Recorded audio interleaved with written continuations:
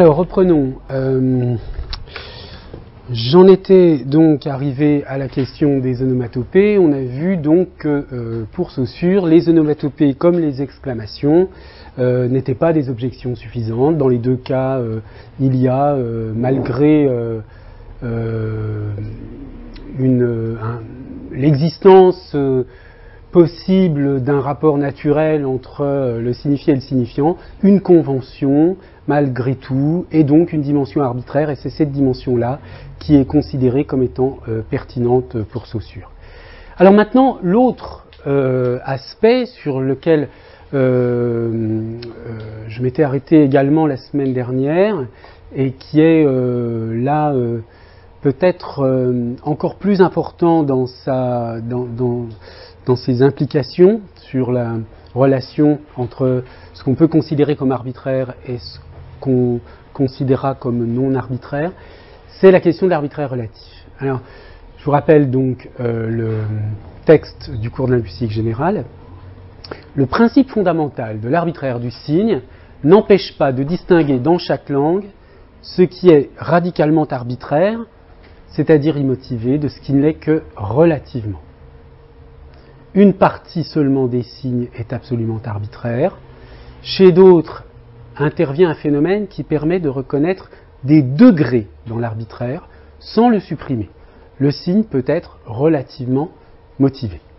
Donc, je vous rappelle également que les exemples qui sont donnés sont des exemples du type 19 arbitraire relatif, 20 arbitraire absolu, cerisier arbitraire relatif, frêne arbitraire absolu, vacher arbitraire relatif, berger arbitraire absolu. Pourquoi ?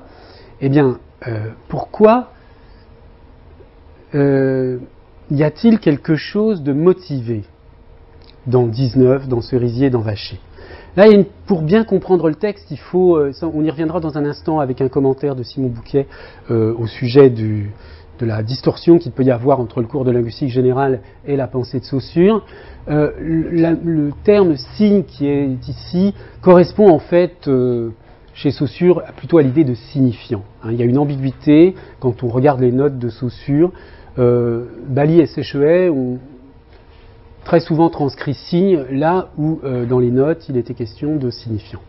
Donc en réalité ce qui est arbitraire en partie ici c'est le signifiant par rapport au signifié. Arbitraire ou pas, ou relativement arbitraire.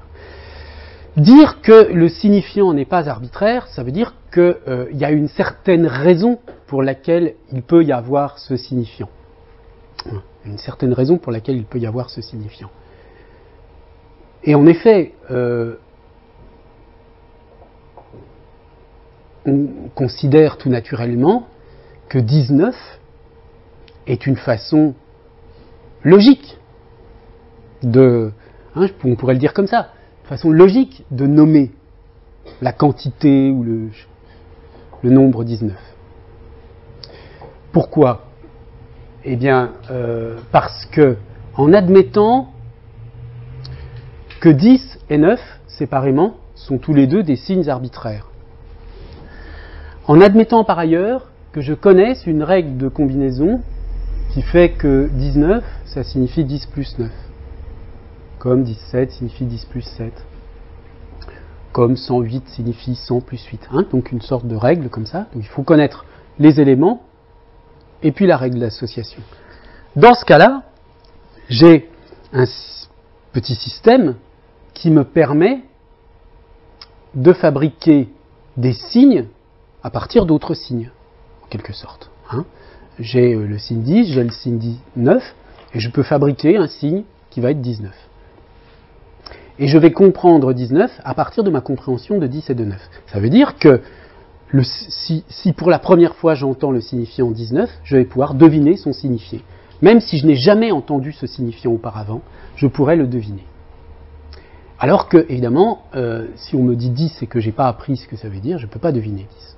D'accord ? C'est ça l'idée de l'arbitraire relatif, c'est qu'on peut deviner le sens, ou tout au moins, même si on ne peut pas le deviner, une fois qu'on nous a expliqué le sens, on comprend pourquoi ce mot, pourquoi ce signifiant est utilisé pour se signifier.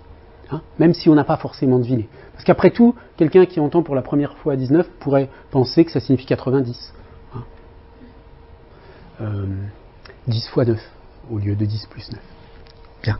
Alors, même raisonnement pour cerisier et pour frêne, et pour vacher, pardon. Donc, cerisier, si je n'ai jamais entendu ce mot-là, mais que j'ai entendu pomme, pommier, poire, poirier, et que je connais le mot cerise, ben, je peux deviner que cerisier, c'est l'arbre sur lequel... Alors que frêne, si je ne l'ai jamais entendu, je ne peux pas deviner. Il n'y a pas de décomposition.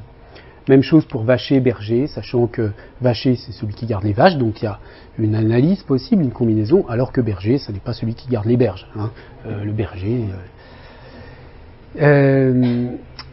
n'a pas de lien avec, ici, le signifiant n'a pas de lien avec le signifié. Bien. Donc, l'arbitraire relatif signifie qu'il y a une prévisibilité du signifié à partir du signifiant. Donc, dès que je dis prévisibilité, calcul possible du signifié à partir du signifiant, vous voyez que je ne suis plus du tout dans l'irrationnel du lien entre signifié et signifiant. Alors, en fait, dans le cours de linguistique générale, ce principe a une grande importance parce qu'il relève d'une certaine façon de tout ce qui est la systématique de la langue.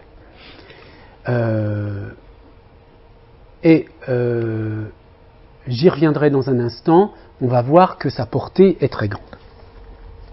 Alors maintenant, quelles sont, à l'intérieur de sa logique même, hein, les limites de l'arbitraire saussurien? Je ne reviens pas sur ce qu'on a dit tout à l'heure, et ce que j'ai pu préciser à partir de votre question, mademoiselle, qu'il y a une sorte de cohérence interne du propos de Saussure, ou tout au moins du propos qui se dégage du cours de linguistique générale, qui fait que les signes sont décrits sans aucun lien avec le monde, la nature, etc.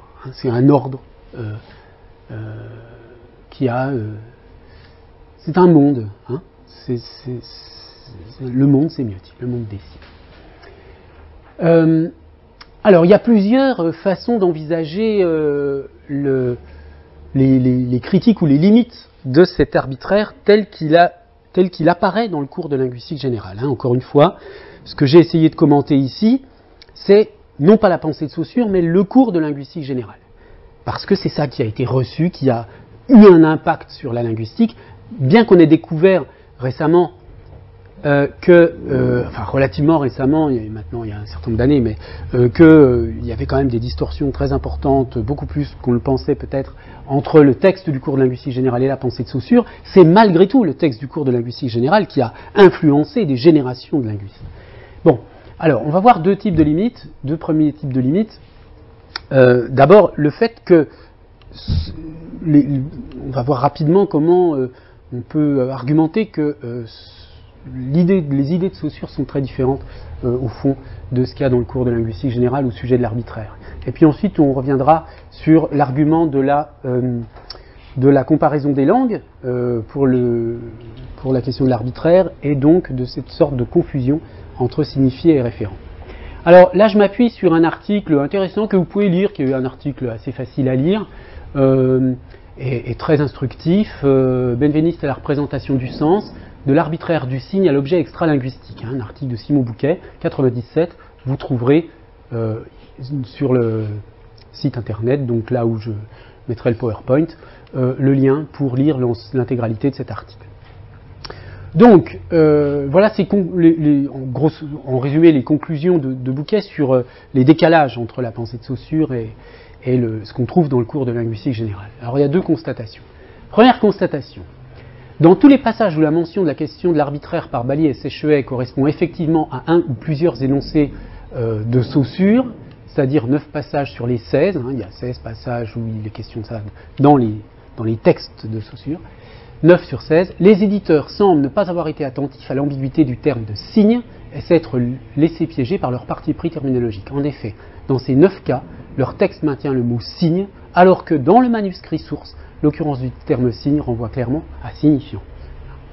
Du coup, leur triade rétrospective signe, signifiant, signifié a ici pour effet pervers de distordre la pensée saussurienne, le CLG donnant l'impression que Saussure envisage un concept global d'arbitraire, et notamment un arbitraire symétrique du signifiant et du signifié, alors qu'au contraire, dans tous ces passages, le linguiste genevois se place strictement du point de vue de l'image acoustique pour affirmer que celle-ci n'a aucun lien avec le concept qu'elle représente. Hein. Donc ça marque, c'est un arbitraire du signifiant. Hein. D'ailleurs, c'est ce qu'il dit après.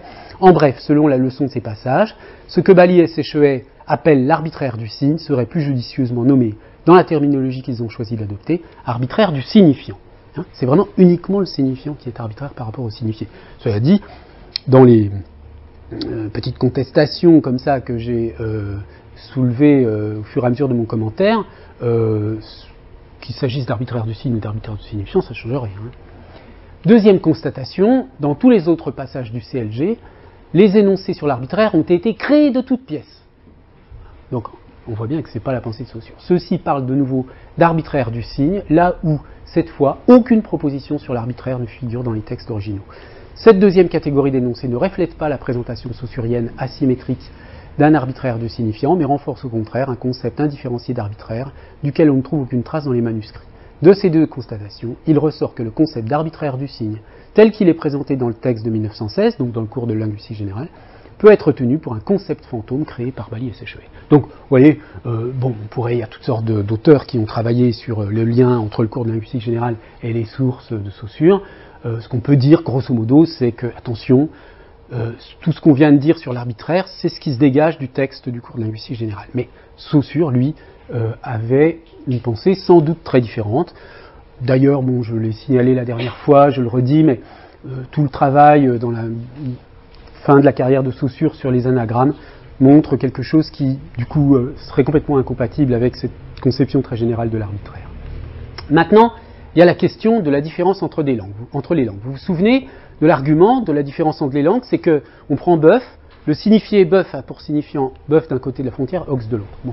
Voilà ce que disent Damourette et Pichon dans le paragraphe 74 de ce livre très célèbre, un essai de grammaire de la langue française. Donc ils commentent le raisonnement de Saussure. La faute que nous paraît contenir ce raisonnement de Saussure est de croire à l'équivalence absolue de deux vocables appartenant à deux langues différentes, comme ox et bœuf. Jamais l'extension de deux sémièmes, alors ça c'est la terminologie de Damourette et Pichon, mais ça veut dire de signifier, dans deux idiomes différents n'est exactement la même. Jamais deux vocables ne se recouvrent absolument quant à leur domaine sémantique. Donc autrement dit, quand Saussure dit que le même signifié bœuf a pour signifiant ox d'un côté de la frontière, ox de l'autre, il commet une erreur, ou tout au moins c'est l'argument de Bouquet pour dire, là, à ce niveau de sa réflexion, il a simplifié. Il a simplifié parce qu'il n'avait pas encore introduit la théorie de la valeur. Bon, mais admettons, prenons quand même le raisonnement tel qu'il est.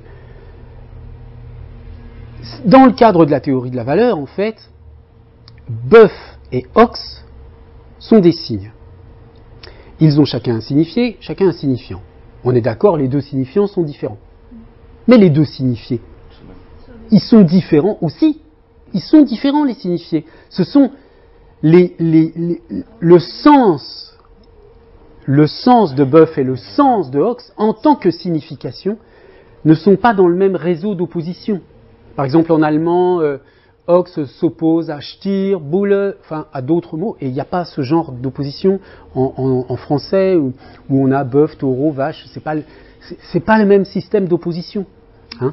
Donc, ce qui est comparable, ce qui est identique, c'est le référent, c'est l'animal bœuf. Hein. Quand un Allemand ou un Français voit un bœuf, il voit la même chose, on est d'accord. Enfin, bon, allez, vous allez me dire, ils ont une perception différente sans doute. Bon, je sais pas. Mais en tout cas, il y a bien un seul et même objet devant eux, quelle que soit la façon dont ils le perçoivent. Quand l'un dit bœuf, l'autre dit ox, les signifiés obtenus ne sont pas du tout les mêmes. Hein. On pourrait prendre un autre exemple encore plus flagrant. Hein. Prenez, alors je ne sais pas, prenez les noms d'animaux marqués dans les religions. Prenez porc, par exemple. Hein. Je veux dire que les signifiés associés à porc en français et dans beaucoup d'autres langues sont complètement différents. Et pourtant, ça va être le même animal qu'on va voir devant soi. Hein. Donc on voit bien là que c'est le référent qui est le même, mais les signifiés vont être complètement différents. Donc on ne peut pas dire que le signifié reste le même et que le signifiant change. Et si on ne peut pas dire ça, ça veut dire qu'on n'a plus l'argument pour dire que le lien entre signifié et signifiant est arbitraire. Ce qui va être arbitraire, et c'est ce que défend Benveniste à la suite de Damouret et Pichon, c'est que le lien entre l'ensemble du signe signifié-signifiant et le référent est arbitraire. Hein? Mais c'est Benveniste qui développe cette idée en poursuivant immédiatement, mais oui, mais le problème c'est que le lien entre le signe et la chose n'est plus l'objet du linguiste, c'est l'objet de réflexion du philosophe, donc ça ne nous intéresse pas. Hein. Donc c'est encore une façon d'évacuer le rapport éventuellement naturel entre les deux. Bien, donc vous voyez que...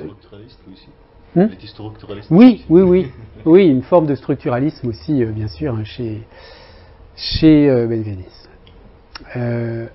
Alors, maintenant, deux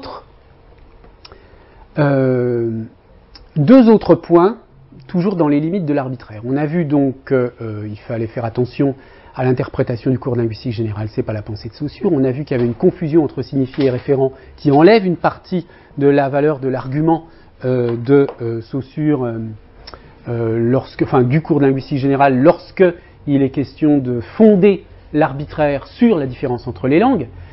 Maintenant, essayons de comprendre la relation entre l'arbitraire absolu et l'arbitraire relatif. Bon, comment est-ce que vous voyez, comment vous pouvez comprendre ça?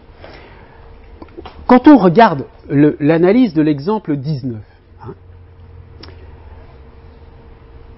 bon, on a bien compris, 10 est arbitraire, 9 est arbitraire, mais 19 est relativement arbitraire et relativement motivé. Bon, là aussi, c'est la bouteille à moitié vide ou à moitié pleine, hein, on peut dire relativement arbitraire, relativement motivé, ça revient au même.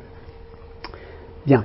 Mais, Saussure dit bien qu'il y a des degrés dans l'arbitraire, qu'il y a une sorte de gradation de l'arbitraire, qu'il y a des mots plus arbitraires l'un que l'autre. Il y a même cette expression dans le cours de linguistique générale. Encore une fois, je devrais vraiment faire attention de dire à chaque fois dans le cours de linguistique générale et pas Saussure. Hein, pas Saussure.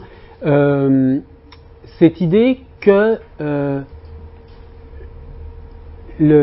l'arbitraire relatif est une limitation de l'arbitraire absolu.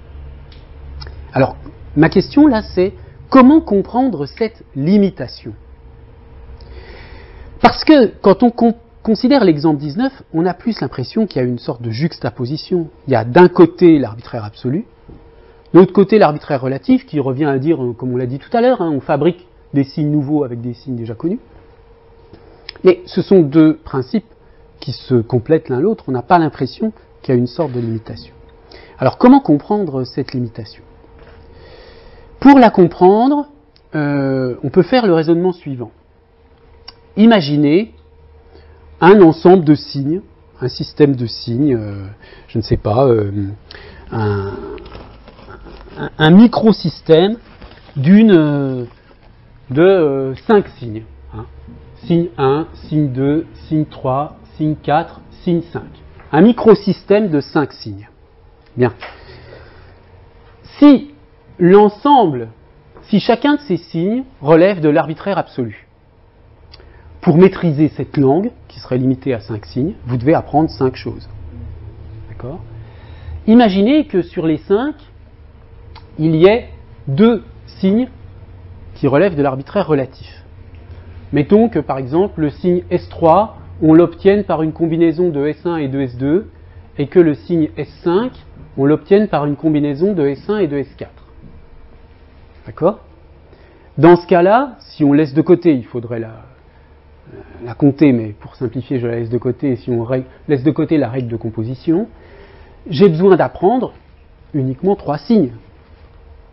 Et les 2 autres, je les devine par combinaison à partir de...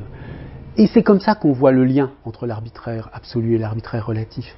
On voit que dans un système de signes quelconque, plus le nombre de signes qui relèvent de l'arbitraire relatif est grand, moins j'ai besoin de conventions à apprendre. Donc, plus l'arbitraire absolu est petit. Donc, vous voyez qu'il y a une relation inversement proportionnelle. quand on prend un système de signes clos, plus le nombre de signes qui relèvent de l'arbitraire relatif est grand, moins j'ai besoin d'un grand nombre de signes arbitraires absolus. Donc il y a une relation quantitative. Alors, si on reprend l'exemple de 19 et qu'on généralise au système de la numération, hein, comment ça fonctionne le système de la numération, mettons en français? Parce qu'évidemment, il y a des langues avec des bases différentes, mais en français, j'ai besoin de connaître quoi pour savoir dire les noms des nombres? Alors, j'ai besoin de combien de signes? J'ai besoin de 1, 2, 3, 4, 5, 6, 7, 8, 9, 10. Ensuite, j'ai besoin de 11. Hein, 11, 12, 13. Bon, 14, on pourrait le dériver un peu, mais admettons. 15, j'en ai besoin aussi. 16. Et à partir de là, 17, 18, 19, j'en ai pas besoin. 20. Ensuite, 21, etc., j'en ai pas besoin. 30. 40. 50. 60. 70, j'en ai pas besoin. 80. Ben 80, j'en ai pas besoin parce que 4 et 20 je connais. Évidemment, là il y a une règle de combinaison un peu différente. Donc on pourrait le compter 80. Hein, c'est un peu. Là on pourrait hésiter sur 80. Mais justement sur les règles de combinaison, est-ce qu'on peut considérer que c'est arbitraire? Oui, on peut considérer. Ça s'ajoute. Hein, c'est-à-dire que j'ai besoin d'au moins 2 règles de combinaison, une de multiplication et une de. J'ai besoin d'une de multiplication pour 60. Hein, avec parce que oui, j'ai honte aussi à compter, hein, d'une certaine façon. Et au sens où 80, on aurait pu, pourquoi pas dire 70-10, quoi. Enfin, oui, oui, bien sûr. Ben oui. Ou octante, 90. Hein. Oui. Ouais. Donc 90, là c'est pareil, je peux le compter ou pas, peu importe. Ensuite 100, bon, ensuite 1000. Et puis, bon, admettons là, on peut dire millions, etc. Bon. En gros, hein, parce que le but n'est pas de faire un compte, on a combien? 1, 2, 3, 4, 5. 1, 2, 3, 4, 5. On a à peu près 25 signes. Peut-être 26, enfin, hein, peu importe. Pour fabriquer combien de mots? Une infinité. Une infinité. Je peux, avec 25 signes, fabriquer 3 millions, enfin, si je mets, j'ajoute, ou 3698, enfin, n'importe quel nom de nombre. Donc, quand vous vous rappelez le schéma que j'ai fait tout à l'heure, si on calcule le nombre de signes arbitraires par rapport au nombre de signes motivés, si je considère le système de signes de la numération, je vais avoir combien de pourcents de signes totalement arbitraires? Ben, ça tend vers 0. Hein, je veux dire, j'ai une telle infinité de signes motivés par rapport à mes 25 braves signes arbitraires, hein, mais braves parce qu'ils font beaucoup de travail. L'arbitraire absolu, il tend vers 0 là. Et qu'est-ce que ça veut dire? Ben, ça veut dire que c'est pas très important. Bah oui, un truc qui tend vers 0, dans un système, ça sert de base, ça sert de petit principe, hein, parce qu'on a besoin, c'est sûr, on ne peut pas l'éliminer. Mais pour comprendre le fonctionnement de la langue, et pour comprendre, parce que c'est rare dans une langue les systèmes aussi économiques. Hein. Je veux dire que là, 25 signes, je fabrique une infinité, là c'est quand même très rare au fond, hein, avec une telle régularité en plus. Donc, il y a là un principe quand même, je veux dire un système qui est extrêmement régulier, donc qui est très systématique, au sens à la fois saussurien ou guillaumien du terme, et qui relève beaucoup de l'arbitraire relatif. Donc, ce qui est intéressant dans cette histoire, c'est d'analyser l'arbitraire relatif. Par exemple, de discuter sur est-ce que quand les gens entendent 80, est-ce qu'ils pensent 4 fois 20? sûrement pas. Hein. Alors que quand les gens entendent, je sais pas moi, 70, il y a plus de chances qu'ils pensent à 60 plus 10. Bon, ouais, on pourrait discuter de choses comme ça, faire des expériences psycholinguistiques pour savoir, etc., si vous voulez s'amuser. Bien. Mais en tout cas, il y a des choses à étudier là-dedans. Dans les nombres de base, hein, il n'y a pas grand-chose à étudier, à part, encore une fois, éventuellement, les entes, là, est-ce que ça peut être perçu comme des suffixes, hein, 50, 60, 40, est-ce qu'on ne pourrait pas imaginer un enfant qui produirait 3 entes, pour dire 30? Vous voyez, on pourrait imaginer ça. Bref, peut-être que justement on ne peut pas l'imaginer parce que c'est pas vraiment perçu comme ça. Bon, enfin bref, je passe là-dessus, mais on pourrait imaginer toutes sortes d'études sur ce genre de problème. En revanche, sur les mots de base, là, il n'y a pas grand-chose à étudier du point de vue du signe. Ils sont arbitraires, point.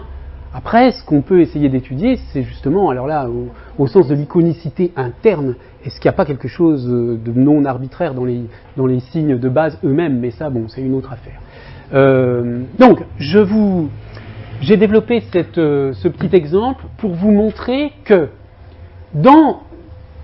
quand on voit dans le cours de linguistique générale que le premier principe de la linguistique, c'est l'arbitraire absolu, et que, en comparant l'arbitraire absolu et l'arbitraire relatif, on se rend compte au fond que l'arbitraire relatif a une importance beaucoup plus grande et beaucoup plus intéressant pour l'analyse, puisque c'est là où il y a de la régularité, éventuellement jamais parfaite. Hein. Là, avec les nombres, c'est facile, mais dès que vous prenez des suffixes, bon, les suffixes, ils marchent avec certains mots, pas avec d'autres, etc. Enfin, ça devient tout de suite assez compliqué. Il y a des problèmes morphologiques intéressants qui relèvent de l'arbitraire relatif. Ce qui relève de l'arbitraire absolu n'a pas beaucoup d'intérêt.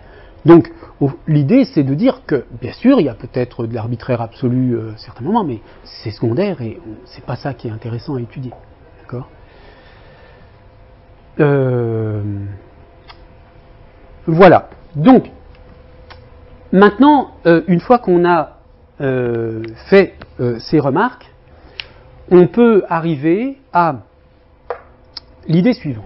C'est que, au fond, on peut considérer que toute cette formulation en termes d'arbitraire gagnerait à être reformulée dans l'autre sens à partir de l'idée d'analogie.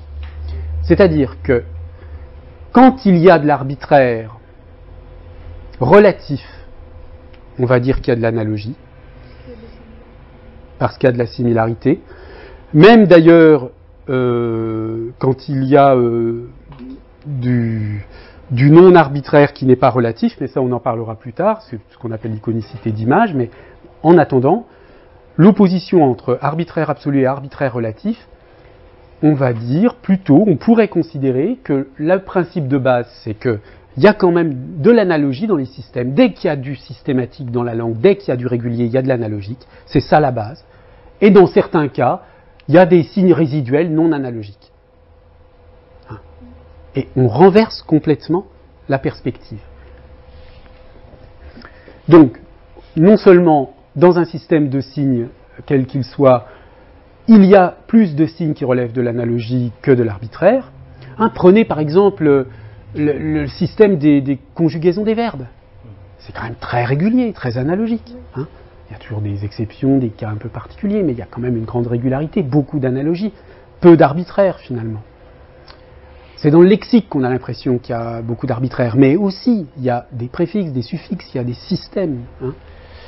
Donc c'est l'arbitraire qui est l'exception, même s'il doit être pris en compte au plan des principes, et c'est l'analogie qui est la règle, au moins au sens de la motivation relative, parce qu'on verra qu'il n'y a pas seulement la motivation relative. Alors, dernière remarque avant de conclure ce cours d'aujourd'hui, cette séance d'aujourd'hui. Il est question d'analogie dans le cours de linguistique générale, dans le cadre de la diachronie, pour commenter ce que l'on nomme traditionnellement l'évolution par analogie, par opposition à l'évolution phonétique. savez qu'une évolution phonétique, c'est une érosion des sons avec une déformation progressive qui aboutit par exemple, je ne sais pas moi, qu'est-ce qu'on peut prendre comme exemple à la sonorisation des sourdes intervocaliques. Voilà. Ici, on prend un paradigme qui est en latin onos, onosem, orator, oratorem. Donc on a une régularité de la construction de l'accusatif. Seulement, à un moment donné de l'histoire, il y a un phénomène qu'on appelle le rotacisme qui transforme le S intervocalique ici en R. Donc onosem devient honorem. Alors on se retrouve avec un couple onos-honorem en face d'un couple orator-oratorem. Et c'est là qu'il y a une sorte d'unification analogique pour régulariser ce couple irrégulier onos-honorem. On remplace plutôt le S par un R et on obtient un couple honor-honorem au lieu du couple onos-onosem, le couple honor-honorem étant parallèle au couple orator-oratorem. Donc, dans la tradition linguistique, ce qu'on appelle l'analogie, en général, l'évolution par analogie, c'est ce genre de phénomène. D'accord ? Et c'est présent dans le cours de linguistique générale, mais sans aucun rapport avec le problème de l'arbitraire, etc. Alors que vous voyez bien qu'il y a quand même un problème de systématicité ici aussi, et qu'il y a une sorte de logique liée à la régularité de l'opposition nominatif-accusatif dans des paradigmes. Alors, est-ce qu'il y a des questions ? Bon, écoutez, je vous remercie de votre attention. Comme la semaine dernière, d'ici quelques jours, le PowerPoint sera sur le site internet du cours, ainsi que l'enregistrement. Voilà, à la semaine prochaine. Au revoir.